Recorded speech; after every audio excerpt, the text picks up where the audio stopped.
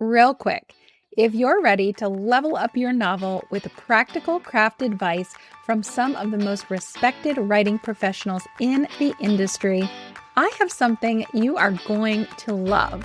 World Shift, the Speculative Fiction Writers Conference, is back. It's a 6-day online writing conference happening August 17th through August 22nd, and we've packed it with close to 50 incredible talks from best-selling authors, literary agents, editors, book coaches, and other publishing experts. We actually had to expand the conference from 4 days last year to 6 days this year just to accommodate all of the awesomeness. Every session is designed to help you solve real problems in your novel so you can write the best story you are capable of writing.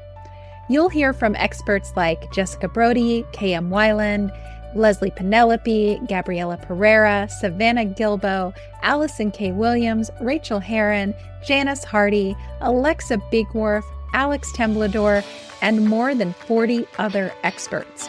Best of all, your ticket is completely free. So head down to the show notes right now and click on World Shift 2026 and get your free ticket. Or you can go to Google and look up worldshift2026.manyworldswriting.com. Either way, go get your ticket right now. You're going to love it, and I seriously can't wait to see you there. Most writers think writing an emotional scene means naming an emotion or describing what it looks like from the outside. So they write things like, "She felt hollow inside," or "Tears streamed down her cheeks." And while there's nothing inherently wrong with either of those sentences, they rarely make readers actually feel anything.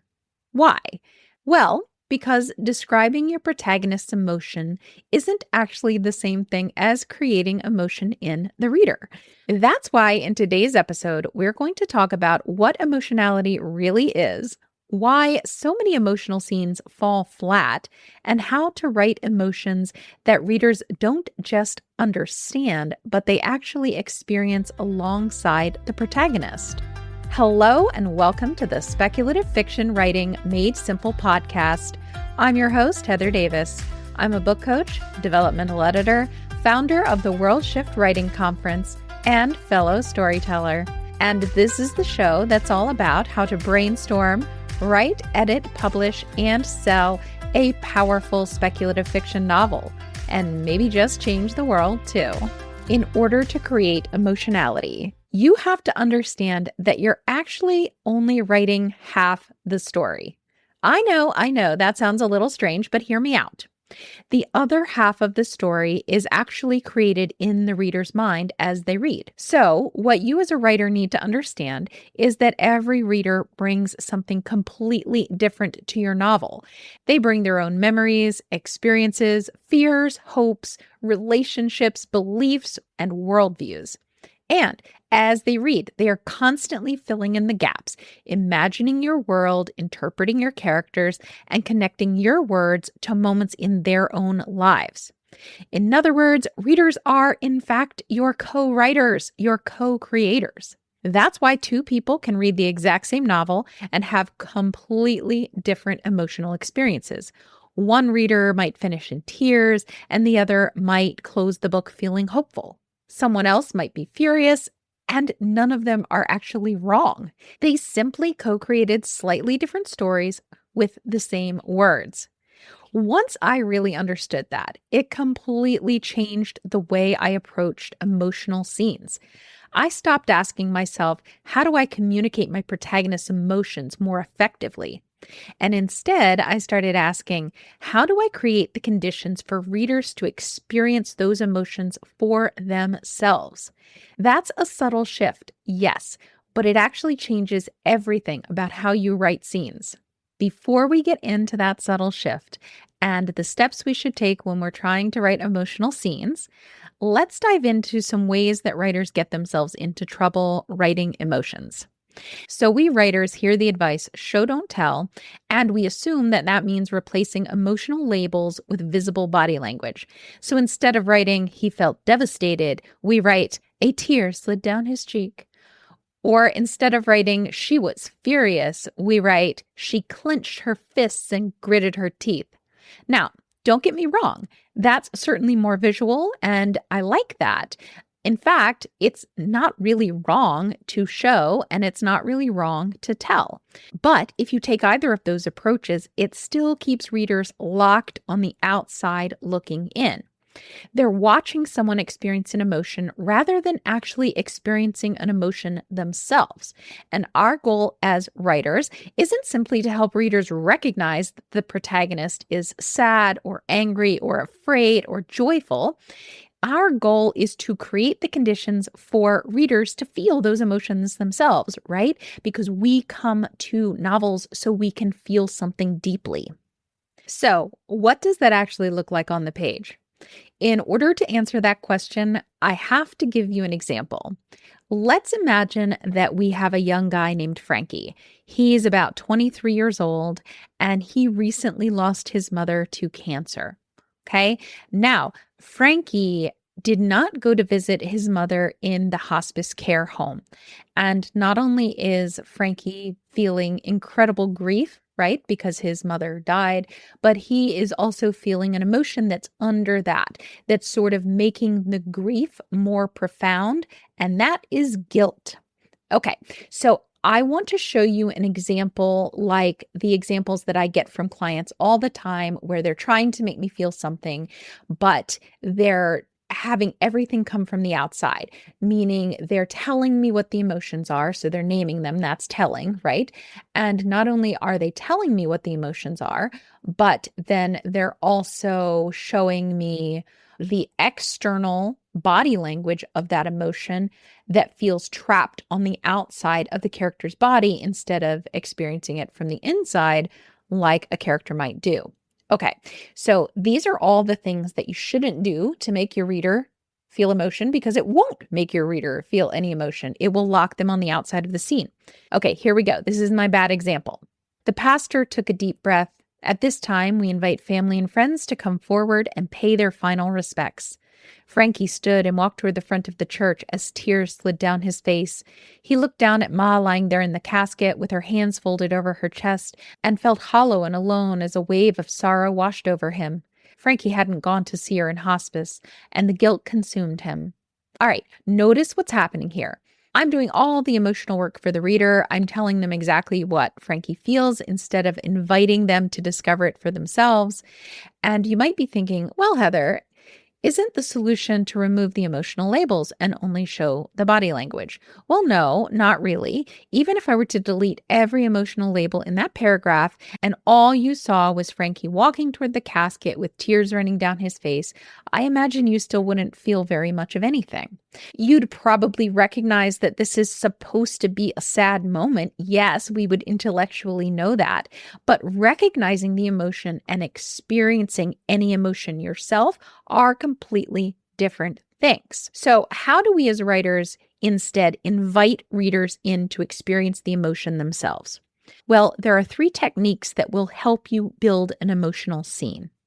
And these are the 3 techniques that I want you to watch for in my next example when I redo this scene with Frankie. Okay, technique number 1, describe what the emotion feels like from inside the protagonist instead of what it looks like from the outside.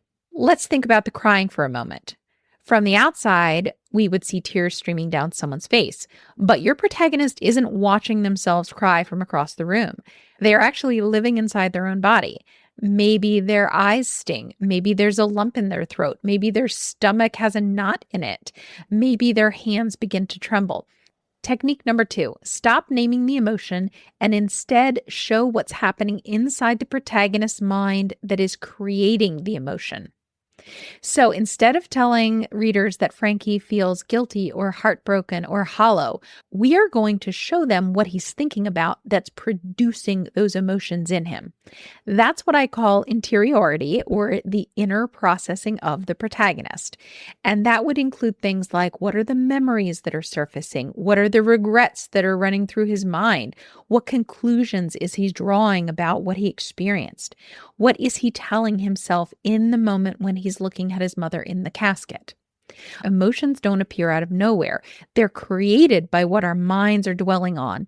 So if the reader experiences Frankie's thoughts alongside him, they will more naturally begin to experience the same emotions that he is feeling, or at least a version of them. It might bring something back to the reader that they experienced themselves when they, in fact, were grieving. Technique number 3, be incredibly concrete and specific. Here's the truth, guys. Generality is the death of art. We've all probably heard that quote, and it is so true. Whether you're describing something that's happening physically in the scene or something that's happening in your protagonist's mind as they think back on a memory or they're drawing connections between events, whatever it is, we want readers to be able to picture it. We want it to feel concrete and specific. So, in my example, if Frankie remembers his mother, I don't want to say he remembered happier times.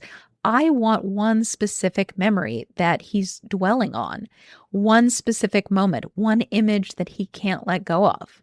The same goes for the physical world around him. The more concrete and specific the details become, the easier it is for readers to step into the scene and connect to experiences in their own lives. So, as I read the next version of the scene, the one where I'm doing more things right, I would love for you to try and spot all 3 of these techniques in action. Just a quick reminder what the techniques are. First, technique number 1 is describing what the emotions feel like from the inside instead of the outside. Technique number 2, stop naming the emotion and show what's happening in the protagonist's mind that's creating the emotion. And technique number 3, being incredibly concrete and specific. Okay, here is my updated example. The pastor took a deep breath. At this time, we invite family and friends to come forward and pay their final respects. Frankie felt a cold knot form in his stomach. I can't do it. But slowly, carefully, he stood and walked toward the front of the church, as everyone expected him to do.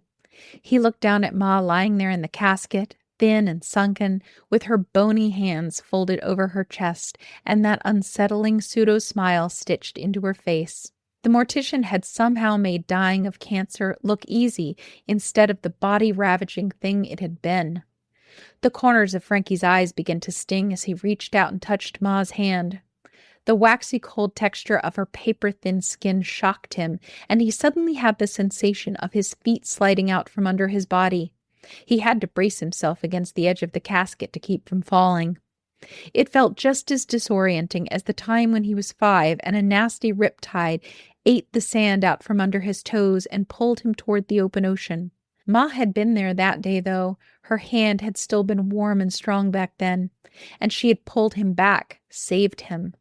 But there was no one to save him now. "Are you all right, Frankie?" the pastor asked. Frankie waved the man away. "Of course I'm not all right. Ma's dead and gone, and I'm still here," he thought.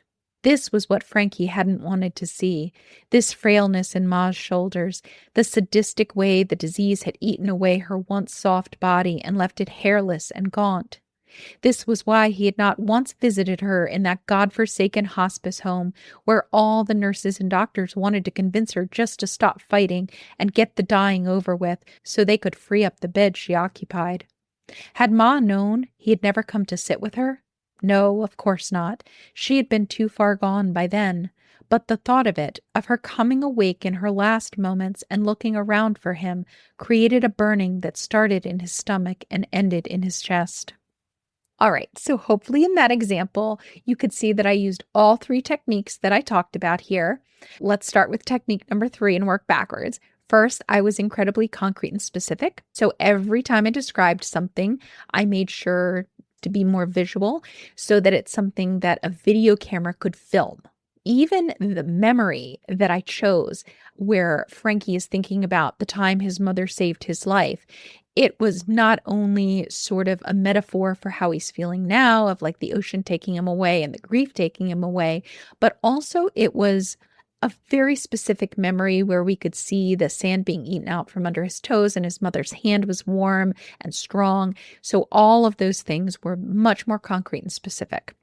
Number 2, I didn't name the emotions he was feeling at all. I could have, that wouldn't have made it terrible writing, but I didn't need to because what I did instead was show you what he was thinking in order to hopefully create more of that emotion in you as the reader.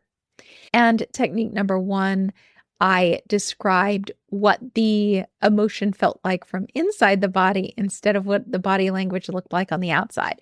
So instead of saying tears streamed down his face in this example, I mentioned that he had a knot in his stomach and that the tears were stinging the corners of his eyes and things like that, that really kept it anchored inside his physical experience.